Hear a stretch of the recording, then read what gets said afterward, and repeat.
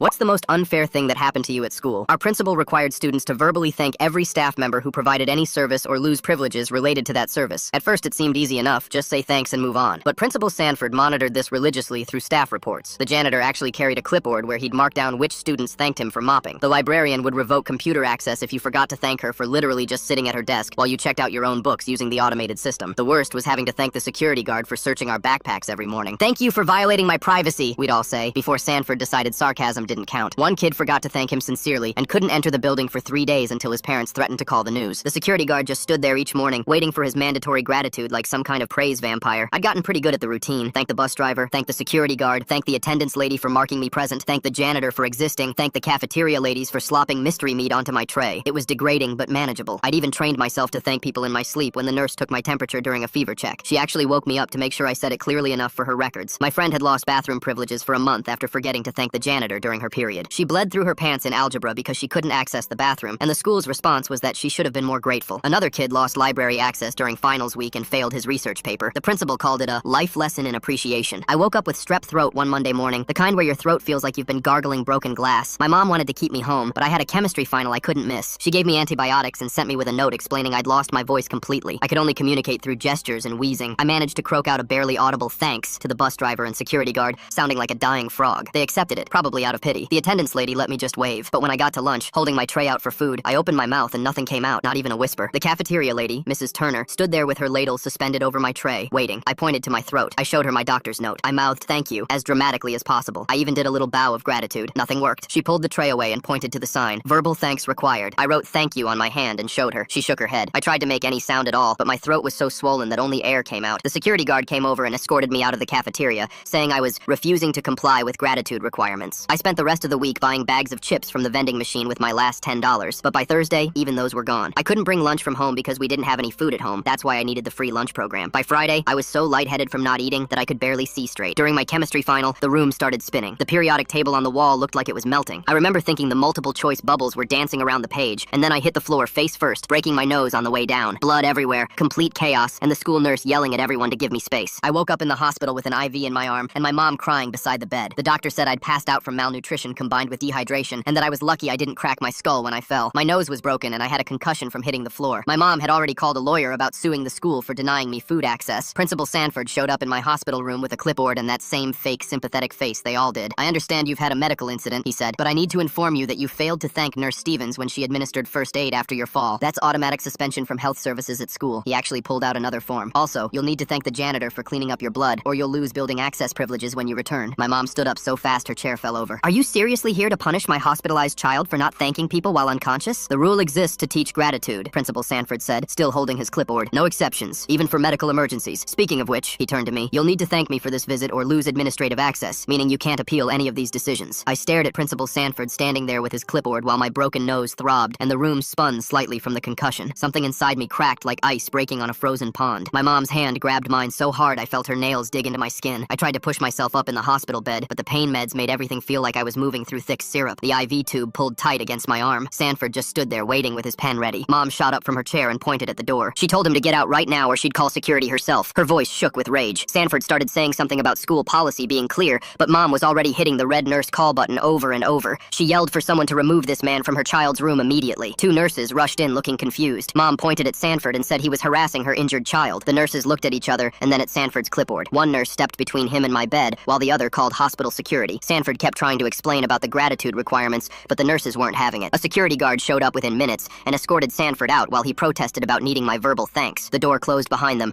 and Mom's whole body was shaking. She pulled out her phone with trembling fingers and scrolled through her contacts. She called her friend who worked as a paralegal at a law firm downtown. I could hear her explaining everything in a rush of words about the school denying me food, and Sanford showing up here demanding thanks while I had a concussion. Her friend said she'd get someone there as soon as possible. Mom hung up and sat back down beside me. She held my hand, and we just waited. About 2 hours later, a man in a dark suit knocked on the door. He introduced himself as Mr. Terrell from the law firm. He pulled up a chair and asked me to tell him everything from the beginning. I explained about the gratitude policy and how the janitor had a clipboard. I told him about kids losing bathroom access and my friend bleeding through her pants. He wrote everything down in a yellow legal pad. I described having strep throat and losing my voice completely. He asked for the doctor's note I'd carried to the school. Mom found it in my backpack, which the ambulance crew had brought. I explained how Mrs. Turner refused to give me food even though I couldn't speak. Mr. Terrell's face got darker as I talked. I told him about surviving on vending machine chips until my money ran out. He asked why I didn't bring food from home. I felt embarrassed embarrassed, explaining we didn't have food at home and relied on the free lunch program. He wrote that down and underlined it twice. I described getting dizzy during the chemistry final and hitting the floor face first. Mr. Terrell took out his phone and photographed my broken nose and the bruises on my face. He photographed the IV in my arm and the hospital bracelet. He asked the nurse for copies of my medical chart. She said she'd need authorization, but he pulled out some legal forms he'd already prepared. While we waited for the medical records, he explained that denying food to a student violated federal law. He said the Americans with Disabilities Act protected students with medical conditions. He explained that schools receiving federal funding couldn't deny basic services like food. He said what happened to me was both illegal and could be considered child endangerment. The next morning, I woke up to voices in my room. 3 kids from my school were there with their parents. Mom explained that she'd posted about what happened on social media, and these families wanted to help. The first girl looked familiar from my English class. She told Mr. Terrell that she'd been denied bathroom access for a whole week after forgetting to thank the janitor. She said she'd begged to use the bathroom during math class, but the teacher said she didn't have privileges. She wet herself in front of everyone. Her mom had the incident report from that day. A boy I recognized from band told us he'd passed out in the hallway after losing cafeteria access. He said he'd thanked Mrs. Turner, but she claimed he mumbled it too quietly. His dad showed Mr. Terrell the emergency room records from when he collapsed. The boy had needed IV fluids just like me. His parents had complained to the school board, but nothing changed. The third student was a sophomore who'd lost library access during research paper season. She failed 2 classes because she couldn't access the computers or books. Her dad was a veteran who said he'd never seen anything like this even in military school. Mr. Terrell took notes on everything and collected copies of all their documentation. Principal Sanford showing up at a hospital room with a clipboard while a kid has a broken nose and concussion. That's like bringing a parking ticket to someone's funeral. Read the room, buddy. He spread the papers across the rolling table beside my bed. He said we had enough evidence for a federal lawsuit and complaints to multiple agencies. He started taking pictures of all the documents with his phone. He explained he'd file with the state education department and the Office for Civil Rights. Mom asked what we should do about telling people. Mr. Terrell said we could share our story, but to be careful about specific legal claims. Mom pulled out her phone and opened the town Facebook group. She typed for several minutes about what had happened to me. Within an hour, her post had over 200 reactions and dozens of comments. Parents started sharing their own kids' experiences with the gratitude policy. One mom said her daughter developed anxiety about speaking after being punished repeatedly. Another parent posted a photo of their son's bloody nose from when he fainted after being denied breakfast. The stories kept coming. Kids forced to thank the security guard for confiscating their phones. Students losing computer lab access during standardized testing week. A diabetic student denied access to the nurse's office for glucose monitoring. My phone started buzzing with messages from classmates. Some sent photos of the janitor's clipboard with student names. Others had secretly recorded staff members enforcing the policy. One kid had audio of Sanford explaining that students who didn't show proper gratitude were basically stealing from taxpayers. Mr. Terrell asked for copies of everything. That afternoon, Mom's phone rang with an unknown number. It was a reporter from the local news station. She'd seen the Facebook posts and wanted to interview us. Mom looked at Mr. Terrell, who shook his head slightly. He said we should wait until he filed the formal complaints first, but he said we could provide copies of the medical reports showing my injuries. The reporter said she'd already contacted 3 other families who wanted to go on record. She was planning a segment for the evening news. Over the next 2 days, more families reached out. Mr. Terrell set up a conference room at his firm to meet with everyone. 17 families showed up with documentation of their kids being denied services. The evidence filled 3 boxes. Some parents cried while telling their stories. Others were just angry. One dad was a cop who said if anyone else denied food to kids, they'd be arrested. On my 3rd day in the hospital, the doctor came in with discharge papers. He examined my nose, which was still swollen and purple. He checked my eyes with a light for signs of concussion problems. He said I was lucky the damage wasn't worse. He wrote a detailed report stating that malnutrition and dehydration directly caused my collapse. He noted that denying food access to a student with a medical condition showed negligence. He said my injuries were preventable if I'd been allowed to eat. The nurse gave Mom a folder with treatment instructions. I needed to rest for at least a week and avoid any activities that could worsen the concussion. I had to take antibiotics for the strep throat and pain medication for my nose. They scheduled a follow-up appointment to check if my nose was healing straight. Mom drove me home super carefully, avoiding every pothole like my head might explode if we hit one. When we got to our apartment, I had 17 messages on my phone, and Mom had over 40 on hers. Kids from the school had been texting all weekend asking if I was okay and wanting to share their own stories about the gratitude policy. One girl sent me a video she'd secretly recorded of the janitor marking his clipboard when she forgot to thank him for cleaning up a spill she didn't even make. Another kid had audio of Mrs. Turner telling him he couldn't eat unless he thanked her louder, even though the whole cafeteria could already hear him. By that evening, we had messages from 20 different students, some with recordings, others with photos of denial forms they'd gotten for not being grateful enough. Mr. Terrell came by the next morning with a stack of legal papers and spent 3 hours going through everything with us. He said we had enough evidence for an emergency injunction to stop the policy immediately while the case went forward. He filed it that afternoon, and the judge scheduled a hearing for the following week, which meant the school district would get official notice by tomorrow. Mom made me soup while I sorted through all the messages and evidence on my laptop, though I had to take breaks every 20 minutes because the screen made my head hurt from the concussion. Sure enough, 2 days later, Principal Sanford sent an email blast to every parent in the district defending the gratitude policy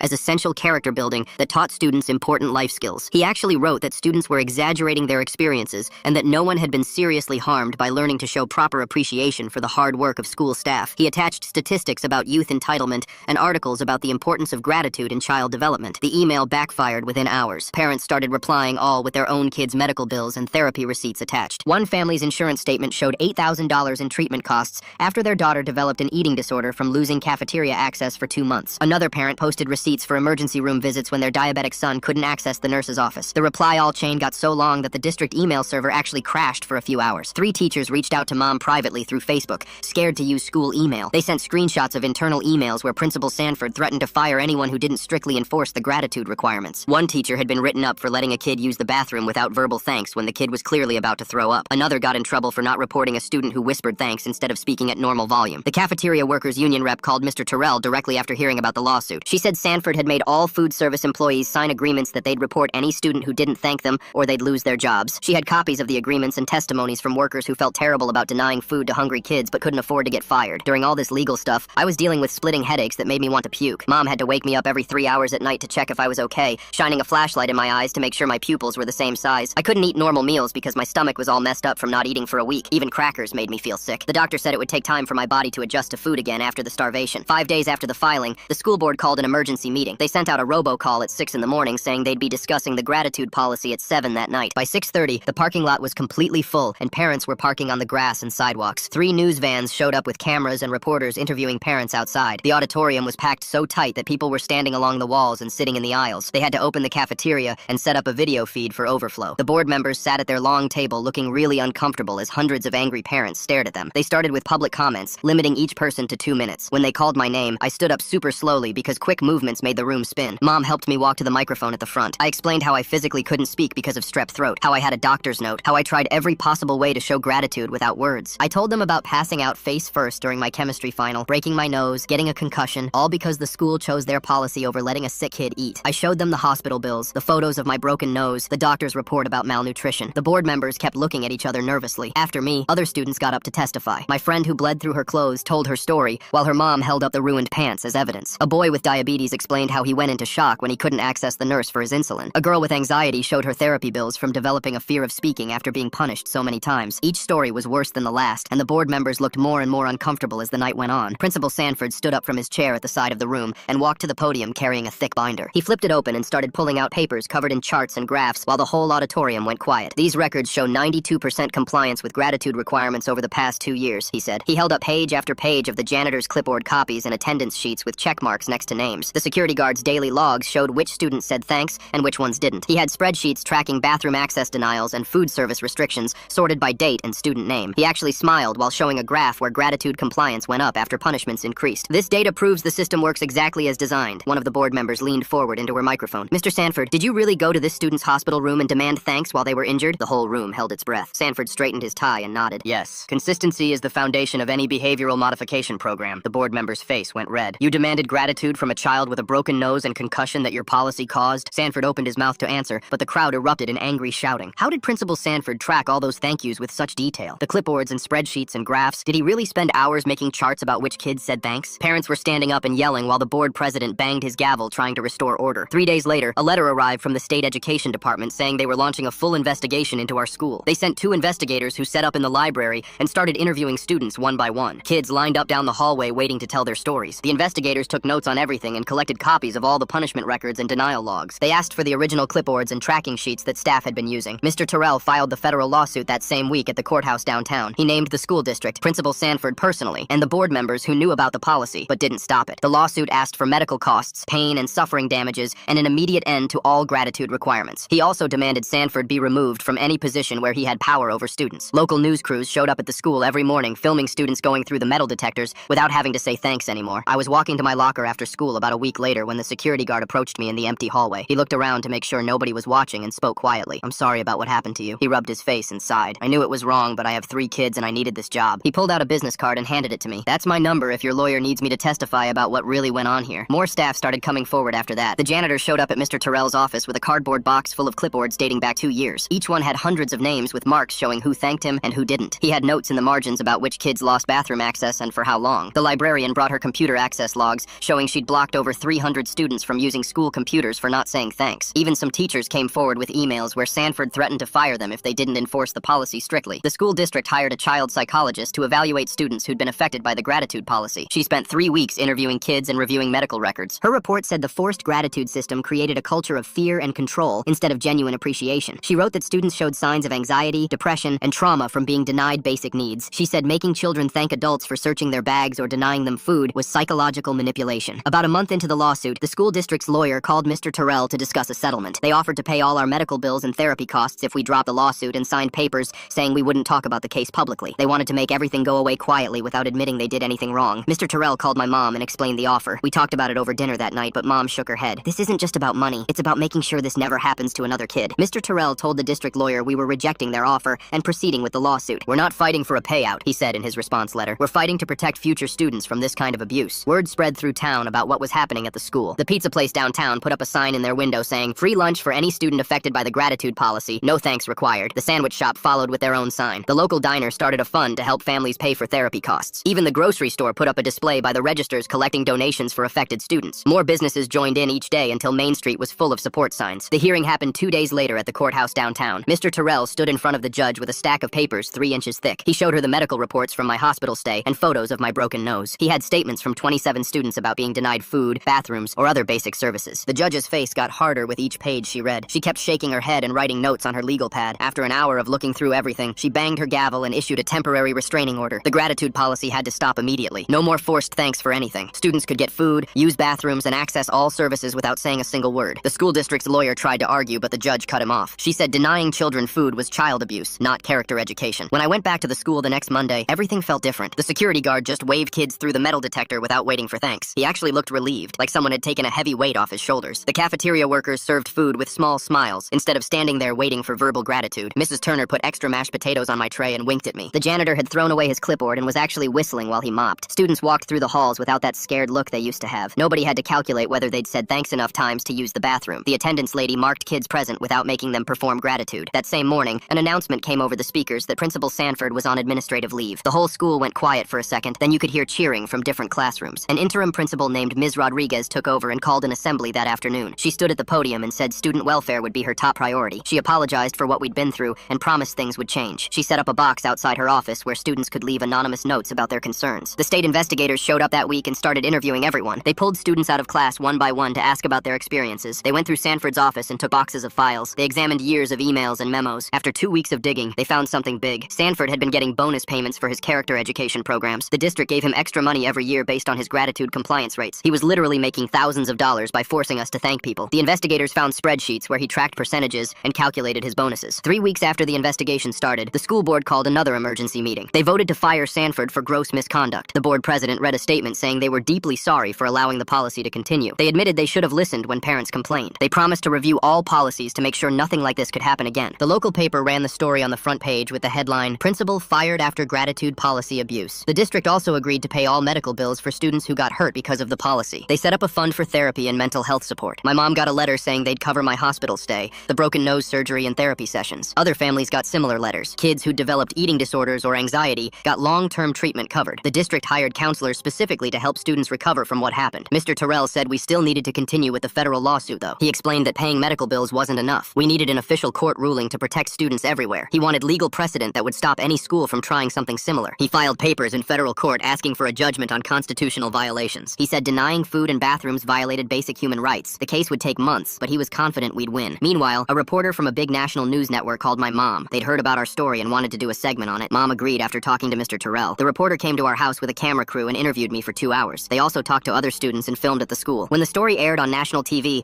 my phone started buzzing nonstop. I got messages from kids all over the country who dealt with similar stuff at their schools. One girl in Texas said her principal made students do push-ups to earn lunch. A boy in Ohio said his school charged bathroom tokens that cost $1 each. Kids from everywhere shared stories about adults using power to control them. The messages kept coming for days. Education reform groups started reaching out to Mr. Terrell. 3 big organizations offered to help with our case. They had lawyers who specialized in student rights and experts who studied school discipline. One group sent us research showing that forced gratitude actually makes kids less grateful in real life. Another group had psychologists who could testify about the damage these policies cause. They all wanted to use our case to protect students nationwide. During all this, I was still recovering from what happened. The concussion headaches finally started to fade after a few weeks. I could eat regular meals again without feeling sick, but I still got anxious at lunchtime. My therapist said it was normal after being denied food for so long. She taught me breathing exercises to use when I felt panicked about eating. Mom made sure I had snacks in my backpack so I'd never worry about going hungry again. The broken nose healed, but left a small bump that the doctor said was permanent. Principal Sanford getting bonus money for making kids say thanks is like finding out the tooth fairy charges interest. Suddenly, the whole magical system seems a lot less friendly. Some days I still felt dizzy from the concussion effects. At the federal courthouse 3 months later, I sat between my mom and Mr. Terrell watching the judge shuffle through through a stack of papers thicker than my chemistry textbook. The courtroom was packed with families from our school, reporters filling the back rows, and Principal Sanford sitting at the defendant's table looking smaller than I'd ever seen him. The judge cleared his throat and started reading his decision, saying the school district had violated students' constitutional rights to equal protection under the law. He said denying basic services like food and bathroom access for any reason was unconstitutional, and his ruling would set legal precedent to protect students nationwide. Principal Sanford's lawyer kept objecting, but the judge shut him down every time. The ruling was final and binding, making it illegal for any school in America to deny students food, water, bathrooms, or medical care as punishment. Mr. Terrell squeezed my shoulder as the judge kept reading, listing all the ways the gratitude policy had violated federal law. 2 weeks after the ruling, we got the settlement paperwork in the mail showing $30,000 for my medical costs,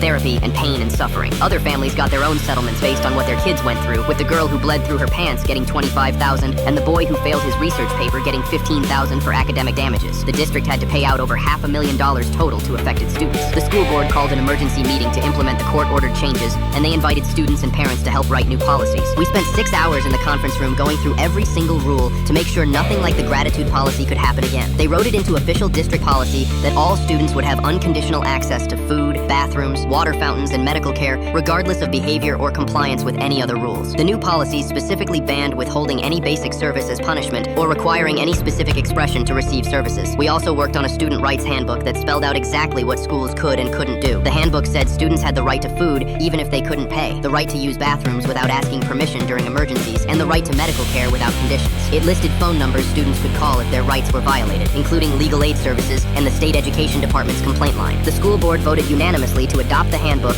and make it required reading for all staff. At the state capitol building, legislators were drafting what everyone called the gratitude law, which would ban schools statewide from requiring specific expressions of thanks for basic services. The bill's sponsor read my story into the official record, and other students from around the state testified about similar experiences at their schools. The law passed with only 3 votes against it, and the governor signed it at a ceremony where I got to stand behind him holding the pen he used. Other states started calling Mr. Terrell asking for copies of the law so they could pass their own versions. Within 6 months, 12 states had similar laws on the books or in process. The state education board also voted to revoke Principal Sanford's education license permanently after their investigation found he'd tried the same gratitude policy at 2 previous schools. The investigation report showed he'd left both schools when parents started complaining, then moved to our district and convinced the board his policy would teach character. He'd actually published articles in education journals promoting forced gratitude as a discipline tool, and the state board said his pattern of behavior showed he was unfit to work with children. His teaching certificate and administrator license were both revoked with no possibility of reinstatement. The interim principal who'd taken over during the investigation got the permanent job after the school board interviewed her and several other candidates. She immediately started monthly forums where students could bring up concerns directly to her without going through teachers or counselors first. At the first forum, she actually took notes on everything students said and followed up with real changes, like extending passing periods by 2 minutes so kids had time to use the bathroom and removing the rule about needing hall passes for the water fountain. She put suggestion boxes in every hallway and read every single note students put in them. When students complained about the dress code being unfair, she formed a committee with equal numbers of students and staff to rewrite it. My mom decided to run for school board on a platform of student safety and parent involvement. She knocked on doors all over town telling our story and explaining why parent voices needed to be heard in the school decisions. She won with 78% of the vote, the biggest margin in the school board election history. At her first meeting as a board member, she proposed requiring the board to hear from students at every meeting, not just when there was a problem. The security guard who'd enforced the gratitude policy asked to speak at a school assembly to apologize for his role in what happened. He stood at the microphone for a full minute before he could talk, then told everyone how sorry he was for choosing his job over doing what was right. He said he'd been afraid of losing his paycheck, but realized that was no excuse for participating in something that hurt kids. He started working with the new principal to rebuild trust, volunteering to supervise activities without his clipboard, and actually talking to students like people instead of potential rule breakers. He became one of the biggest advocates for student rights in the school, speaking up in staff meetings when teachers suggested policies that might harm kids. A year after my collapse in chemistry class, I got an invitation to speak at a national education conference about our experience. I stood in front of 300 educators and told them how students in our school had organized to fight back against an unjust system and won. I showed them pictures of kids standing in the hallway because they couldn't thank the teacher for opening the door, and the room went completely silent. I finished my presentation and walked off the stage with my hands still shaking a little bit. Back at the school the next month, construction workers started tearing down all those old gratitude requirement signs that used to be everywhere. They dug up the concrete posts and hauled away the metal frames while students watched from the windows during class. The new principal asked the student council what should go in that empty space by the main entrance where the biggest sign used to stand. My friend who'd bled through her pants that day in algebra